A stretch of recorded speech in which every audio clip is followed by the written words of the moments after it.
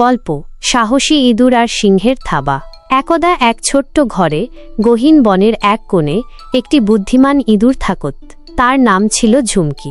ঝুমকি ছিল খুবই পরিশ্রমী এবং রান্নায় ছিল একেবারে ওস্তাদ। সে প্রতিদিন নানা রকমের খাবার রান্না করত, বাদামের স্যুপ, গমের পিঠা আর মধুর পায়েস। একদিন সকালে ঝুমকি তার ছোট্ট চুলায় গমের পিঠা বানাচ্ছিল।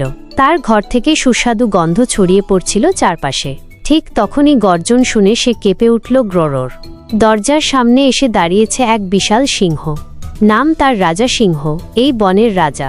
সে ছিল খিদের চোটে বেসামাল। এই গন্ধটা কার? এত মজার! সিংহ গর্জন করে বলে উঠল। ঝুমকি ভয় পেলেও সাহস করে বলল, রাজামশাই, এটা আমার গমের পিঠা। আপনি চাইলেই আমি কিছু ভাগ করে দিতে পারি, কিন্তু দয়া করে আমায় খেতে যাবেন না। সিংহ একটু থমকে গেল। এত ছোট্ট প্রাণী, তবু এমন সাহস! সে বলল, তুমি এত সাহস করে কথা বলছো, তাহলে তোমাকে খাওয়ার বদলে বন্ধু বানানোই ভালো।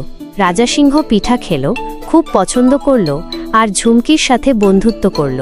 তারপর থেকে ঝুমকি রাজা সিংহের রাজকীয় বাবুর্চি হয়ে গেল, আর তারা দুজনেই বনজীবনের গল্প শোনাতে লাগলো নতুন নতুন প্রাণীদের।